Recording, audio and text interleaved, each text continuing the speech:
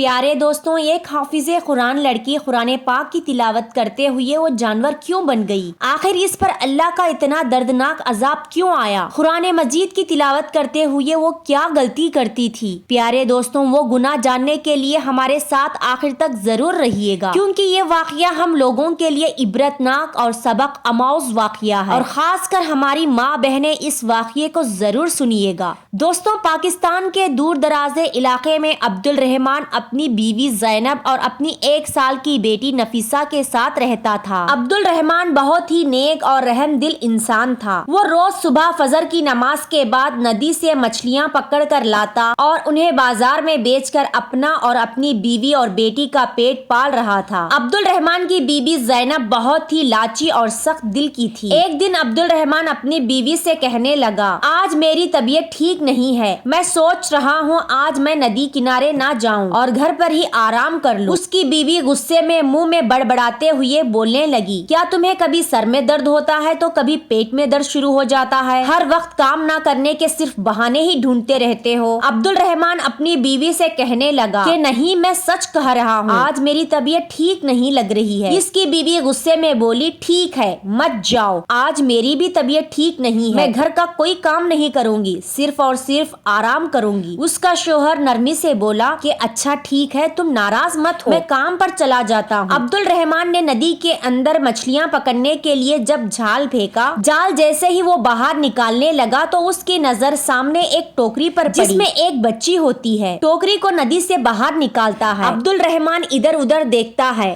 آخرکار یہ بچہ نہ جانے کون چھوڑ کر یہاں چلا گیا۔ بچے کو ٹوکری میں ڈال کر ندی میں کس نے چھوڑ دیا؟ عبد الرحمان کو ندی کے آس پاس کوئی بھی نہیں دکھائی دیا۔ اس نے سوچا میں یہ بچہ اپنے گھر لے جاتا ہوں، نہیں تو یہ بچہ یہی مر جائے گا۔ وہ بچہ زور زور سے رو رہا تھا۔ عبد الرحمان جلدی سے اپنے گھر میں چلا گیا اور اپنی بیوی سے کہنے لگا، زینب جلدی دیکھو میں کیا لے کر آیا ہوں۔ زینب بچی کی رونے کی آواز سن کر وہ دیکھتے ہی کہنے لگی کہ یہ کہاں سے بچہ اٹھا کر لے کر آئے ہو؟ کیا تکلیف ہے؟ کیا شور مچا کر رکھا ہے؟ اوپر سے تم جلدی گھر آ گئے اور یہ کون سی نئی مصیبت اٹھا کر لے آئے ہو؟ کب بازار جاؤ گے؟ کب پیسہ لے کر آؤ گے؟ عبد الرحمان کہنے لگا، تمہیں تو بس ہر وقت پیسوں کی پڑی رہتی ہے، اس چھوٹی معصوم سی بچی کو تو دیکھو جس کو کسی نے ٹوکری میں ڈال کر ندی پر چھوڑ دیا تھا۔ زینب غصے میں کہنے لگی، جس کا بچہ ہے اگر اس نے چھوڑ دیا ہے تو تم اسے یہاں کیوں اٹھا کر لائے؟ تو عبد الرحمان اپنی بیوی سے کہنے لگا کہ تم کیسی بات کر رہے ہو، اگر میں اسے گھر نہیں لاتا تو وہاں ندی میں مچھلیوں کا چارہ بننے کے لیے چھوڑ دیتا۔ زینب غصے میں کہنے لگی کہ اس بچی کو مچھلیاں کھائے یا کوئی جانور کھائے، اس مصیبت کو میں اپنے گھر میں نہیں رکھوں گی۔ عبد الرحمان بیوی کی یہ بات سن کر غصے سے لال پیلا ہو گیا اور کہنے لگا، بس بہت ہو گیا، آج کے بعد تمہاری کوئی بات نہیں مانوں گا، بہت تمہاری من مانی ہو چکی ہے، اب تم میری ایک بات دھیان سے سن لو، یہ بچی اب اس گھر میں رہے گی اور نفیسہ کے ساتھ ہم اسے بھی پالیں گے، اور اس بارے میں اب مجھے دوبارہ کوئی بات نہیں کرنی ہے۔ زینب نے پہلی دفعہ اپنے شوہر کو اس طرح غصے سے اپنے ساتھ بات کرتے ہوئے دیکھا تو وہ بہت زیادہ گھبرا گئی اور خاموشی سے اس بچی کو اپنے ساتھ رکھنے کے لیے تیار ہو گئی۔ عبد الرحمان نے بڑے پیار سے اس بچی کا نام فاطمہ رکھا تھا۔ آہستہ آہستہ وقت کے ساتھ نفیسہ اور فاطمہ دونوں بڑی ہو گئی کہ ابو جان، کیا میں بھی آپ کے ساتھ ندی میں مچھلیاں پکڑنے کے لیے جا سکتی ہوں؟ عبد الرحمان اپنی بیٹی فاطمہ کی بات سن کر بہت زیادہ ہنسا اور کہنے لگا، کیوں بیٹی، کیا تمہیں بھی مچھلیاں پکڑنا سیکھنا ہے؟ فاطمہ نے کہا، جی ابو جان، میں بھی آپ کی طرح مچھوارہ بننا چاہتی ہوں۔ عبد الرحمان فاطمہ سے کہنے لگا کہ بیٹی، ابھی تم بہت چھوٹی ہو، ابھی تم اپنی بہن نفیسہ کے ساتھ کھیلو، جب بڑی ہو جاؤ گی تب میرے ساتھ چلنا۔ اتنے میں زینب اپنے شوہر سے آ کر کہنے لگی، اگر جانا ہی چاہتی ہے تو تم کیوں نہیں اسے اپنے ساتھ لے جاتے؟ اچھا ہے نا، آپ کا کام بھی جلدی ہو جائے گا۔ عبد الرحمان اپنی بیوی سے کہنے لگا، مجھے نفیسہ اور فاطمہ کو اگر کوئی بھی کام سکھانا ہوگا تو میں خود سکھاؤں گا، تمہیں اس کے لیے پریشانی ہونے کی ضرورت نہیں ہے۔ زینب فاطمہ کو ذرا بھی پسند نہیں کرتی تھی، لیکن وہ اپنے شوہر کی وجہ سے مجبور تھی۔ ایک دن اچانک عبد الرحمان کی موت ہو گئی۔ نفیسہ اور فاطمہ باپ کی موت کی خبر سن کر بہت زیادہ دکھی ہو گئے۔ زینب نے اپنی بیٹی نفیسہ नफीसा को अपने गले लगाया और कहा कि बेटी तुम्हारे बाप का साथ हमारे साथ यही तक था, अब तुम्हें हिम्मत रखनी होगी। नफीसा बेटी अपनी माँ को रोते हुए कहने लगी कि अम्मा अब हमारे घर का गुजार कैसे होगा, अल्लाह ने हमारे सर से हमारी छत ही छीन ली है, इस घर का गुजारा किस तरह होगा। इसकी माँ ने कहा फातिमा है ना, अपने बाप की जगह ये मछलियाँ पकड़ कर लाया करेगी, इसने तो अपने अब्बू से मछलियाँ पकड़ना सीखा है। फातिमा अपनी माँ की बात सुनकर रोते हुए कहने लगी हाँ अम्मी जान क्यों नहीं, मैं हूँ ना, मैं खुद अपने अब्बू जान की जगह पर काम करूँगी, आप फिक्र मत करिए। ज़ैनब फातिमा से कहने लगी बस ज्यादा प्यार दिखाने की जरूरत नहीं है, तुम ही जाओगी काम करने के लिए और कौन जाएगा। बाप के मरने के बाद फातिमा के दिन ही बदल चुके थे। ज़ैनब इससे घर का सारा काम कराती और मछलियाँ पकड़ने और नदी में से पानी भरने का काम भी फातिमा को करना पड़ता, लेकिन उसे खाना भी हमेशा बासी और थोड़ा सा ही मिलता था। एक दिन जब फातिमा नदी से पानी लेने के लिए गई तो वहाँ अपने बाप को याद करते हुए बहुत रोई थी। अब्बू जान आप मुझे छोड़कर क्यों चले गए हैं, मुझे आपकी बहुत याद आती है। मुझे आज पता चला कि इस घर में मुझे आपके सिवा कोई भी प्यार नहीं करता। आपके जाने के बाद माँ मुझे खाना भी ठीक से नहीं देती। मैं नमाज पढ़कर हर रोज अल्लाह ताला से दुआ करती हूँ कि मेरे अब्बू जान मेरे साथ वापस आ जाएंगे। क्या ऐसा नहीं हो सकता, मैं क्या करूँ, आप ही मुझे कोई रास्ता बताइए। लेकिन ऐसा कोई जवाब नहीं मिलता, वो रोते रोते घर आ जाती है। फातिमा जैसे ही घर आती उसकी माँ गुस्से से उसको कहने लगी आ गई महारानी, नदी से पानी लाने में इतना वक्त लगता है। फातिमा रोते हुए अपने माँ से कहने लगी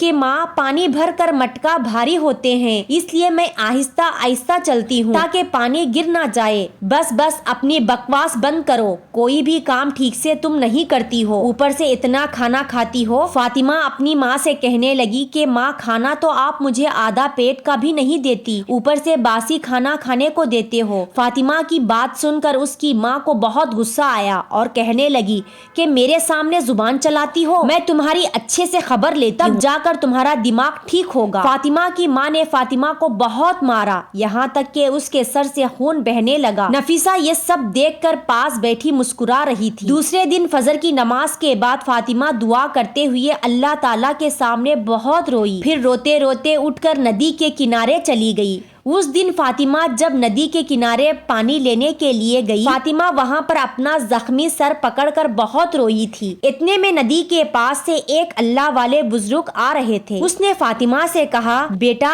क्या मुझे पानी पीने के लिए मिलेगा। फातिमा जल्दी से मटके में पानी लेकर आई और अल्लाह वाले बुजुर्ग को पानी पिलाने लगी। पानी पीने के बाद अल्लाह वाले बुजुर्ग फातिमा के सर पर हाथ रखा और कहने लगे बेटी तुमने मुझे पानी पिलाया, उसके बदले में मैं तुम्हें कुछ देना चाहता हूँ। फातिमा ने कहा मुझे कुछ नहीं चाहिए। अल्लाह वाले बुजुर्ग कहने लगे क्या तुम्हें किसी भी चीज की जरूरत नहीं है। फातिमा कहने लगी कि नहीं, मेरे अब्बू जान ने मुझे सिर्फ यही सिखाया है कि हमें किसी की मदद बिना किसी लालच के करनी चाहिए। फातिमा के माथे से बहता हुआ खून देखकर अल्लाह वाले बुजुर्ग ने फातिमा से कहा कि बेटी ये तुम्हारे माथे पर क्या हुआ है। फातिमा इतनी बात सुनकर फिर से रोने लगी और अपनी दुख की सारी कहानी अल्लाह वाले नेक बुजुर्ग को सुना दी। अल्लाह वाले नेक बुजुर्ग फातिमा की बात सुनकर कहने लगे कि बेटी परेशान मत हो, अल्लाह ताला नेक बंदों के साथ होता है। इस नदी के पास एक झोपड़ी है, मैं वहाँ पर रहता हूँ। मुझे तुम्हारे बारे में ये सुनकर बहुत ज्यादा दुख हुआ कि तुम पर तुम्हारी माँ इतना जुल्म करती है। वह अल्लाह वाले नेक बुजुर्ग फातिमा से कहने लगे कि मैं तुम्हारे लिए अल्लाह से एक दुआ देता हूँ कि आज के बाद तुम्हारे आंखों में जो भी आंसू निकालेगा, जो भी तुम्हें परेशान करेगा, जो भी तुम्हें तकलीफ देगा, जिसकी वजह से तुम्हारे आंसू बहेंगे, तो उसकी आवाज से हमेशा सूअर की आवाज निकलेगी और अल्लाह ताला तुम्हारी आवाज में एक ऐसी तासीर पैदा कर देंगे कि तुम जब भी कुरान की तिलावत करोगी, जब भी तुम कुरान को खोलकर उसको पढ़ोगी, तो तुम्हारी कुरान की तिलावत सुनकर हर कोई अपने दुख भूल जाएगा। इतना कहकर अल्लाह वाले नेक बुजुर्ग अपने रास्ते पर वापस चले गए और फातिमा अपने रास्ते अपने घर चल पड़ी। रास्ते में उसका दिल करता है कि वो कुरान पढ़े, उसकी तिलावत करे। जैसे ही वह अपने मुंह खोलती है तो उसके मुंह से कुरान की तिलावत निकलना शुरू हो जाती है। वो खुद ही अपने कुरान की तिलावत सुनकर खुश हो रही थी, जैसे ही तमाम परिंदे उसकी तिलावत सुन रहे थे।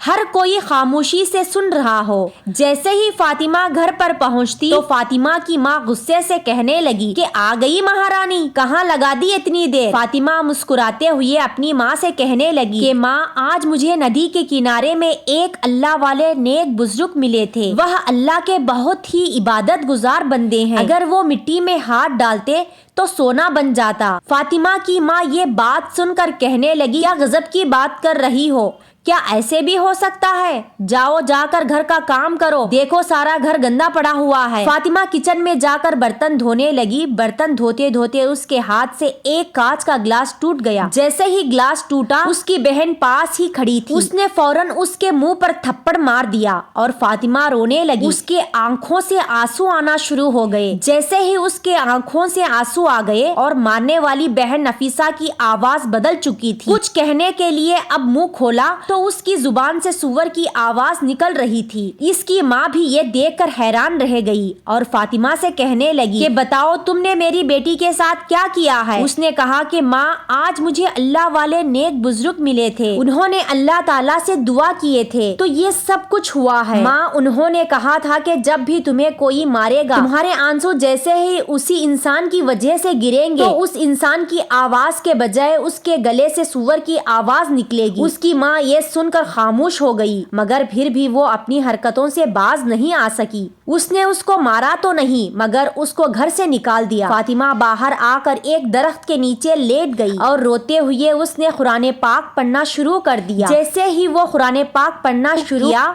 उसको अपने सारे गम भूल गई और सारे दुख भूल गई। फातिमा की आवाज वहां पर जाते हुए किसी एक शहजादे की कानों में गूंजने लगी।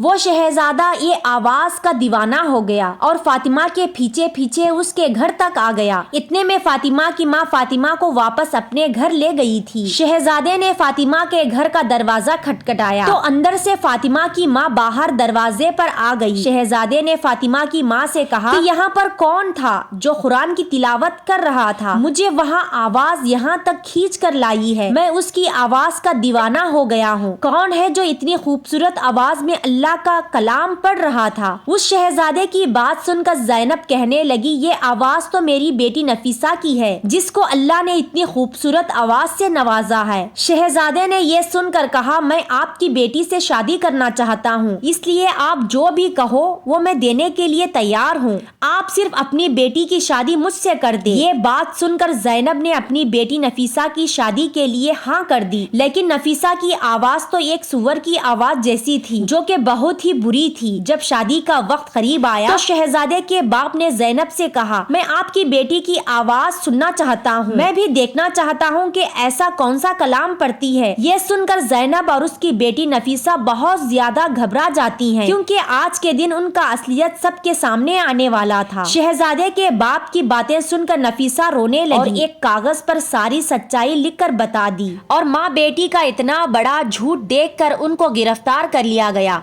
फातिमा ये सारा मंजर खड़ी आंखों से देख रही थी। फातिमा शहजादे के बाप के पाँव में गिर गई और अपनी माँ और अपनी बहन की तरफ से माफी मांगने लगी। अगर आपने गिरफ्तार करना है, सजा देनी है तो आप मुझे दे दीजिए। इस सब की जिम्मेदार मैं हूँ, क्योंकि वो कुरान की तिलावत कोई और नहीं मैं करती थी, तो शहजादे ने मेरी आवाज को सुनना था। शहजादा जब भी मेरी बहन को देखता वो सिर्फ अपना मुंह पीछे करके खड़ी हो जाती और दूसरी तरफ मैं कुरान की तिलावत करती थी, मैं कुरान का कलाम पढ़ती थी। वो बादशाह कहने लगा, अगर ऐसी बात है तो तुम्हें आज और इसी वक्त यहाँ सबके सामने कुरान की तिलावत करनी होगी। जैसे ही उसने कुरान पाक पढ़ना शुरू किया, सबके गुस्से ठंडे हो गए, सब मगन हो गए, उसका कुरान सुनने लगे। और कुरान सुनने के बाद शहजादे के बाप बादशाह ने फैसला किया कि अब मैं आपको इस शर्त पर माफ कर दूंगा, अगर आप अपनी बेटी फातिमा की शादी मेरे शहजादे से कर दे। फातिमा की माँ ने अपनी बेटी फातिमा से हाथ जोड़कर अपने गुनाहों की माफी मांगी और कहा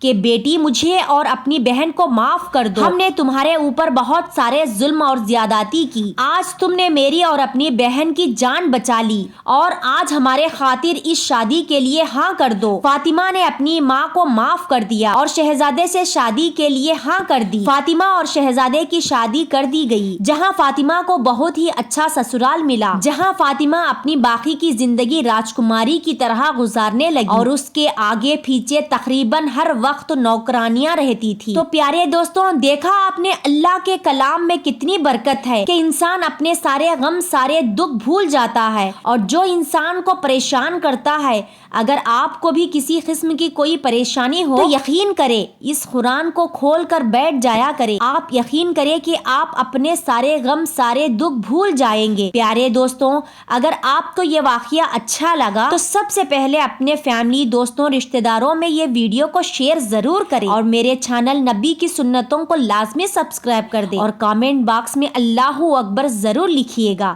شکریہ۔